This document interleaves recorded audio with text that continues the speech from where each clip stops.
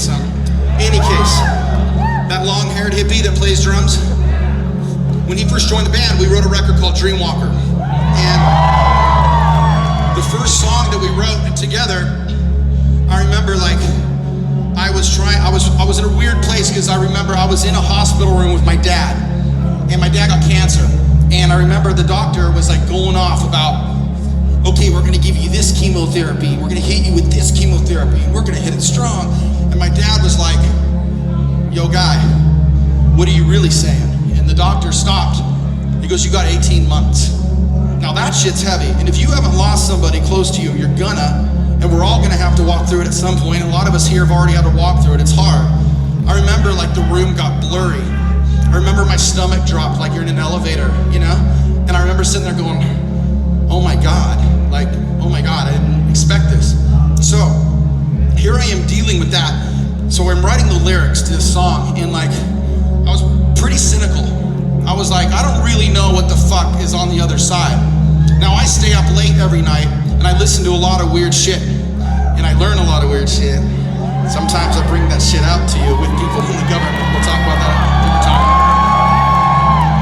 But I remember on this shit, I was like, I don't really know. I didn't really feel it. I was feeling cynical, like I said.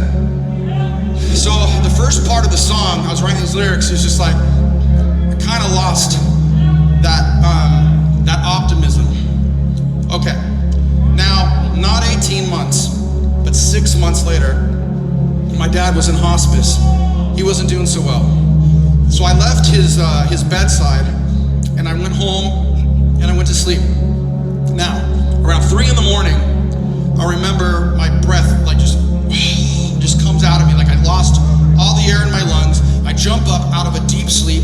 I had this like electricity shooting through me. I had like all the hair on my arms and my neck was like standing up. I felt something bright was in the room. I remember putting my hand up, and I didn't understand what was so bright in the room. But I felt euphoric. I felt like this drug was going through me that was so powerful. It was so like I couldn't describe it. I didn't know what the fuck was going on. And right at that moment, like literally right at that moment, our phone on my nightstand buzzes, and it goes, your father just passed away. Now, I knew exactly what the fuck was going on, because when his mom passed away, my grandmother, it was like 4 in the afternoon, and I felt the exact same thing, but it was lighter. It wasn't as strong as this. So I knew, absolutely knew, it's one of those knowing things that his soul went right through me, and it fucking changed my life. So I call up my sister at 3 in the morning, and she answers the phone. She's awake. I'm all, Carrie. She's like, what? What's going on? I'm all, do you feel anything right now? I didn't even tell her that our dad passed away. I go, do you? She goes, oh my God, I just woke up. I feel this weird feeling. I feel like this hug. I feel like this warm hug. I feel like I'm buzzing. I feel like there's a drug in me. And I said, Dad just passed. And she was silent. She's like, I knew it. So it hit me so hard that I like went to the house that his body was at, and they're like crying, and all these people, and they're like, you want to go see him? I was like, no, he's not in there. That's just like it's just a body. It's not in there. And I was like in the best mood. It was so strange. I even spoke about it at the funeral at like 200 people. I was just like, you guys have no fucking clue. There really is something insanely amazing on the other side. Now, I met a guy that worked for a very, very classified aerospace company. Can't get into it, but this guy died one time. He got shocked by like 40,000 volts of electricity. He was dead for fucking like 30 or 40 minutes. And I talked to him before a Blink show one time in the dressing room, and he was just like, you do not understand the feeling of love, an infinite love, an infinite just awesome, you know, he's all, I am not scared to die ever again. I felt a piece of that.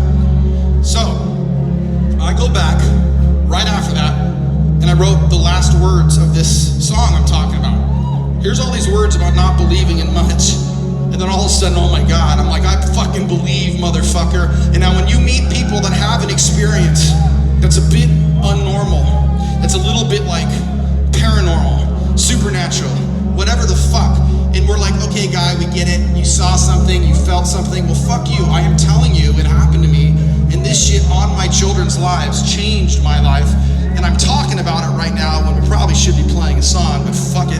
I want you guys to know one thing. I want you to know one thing.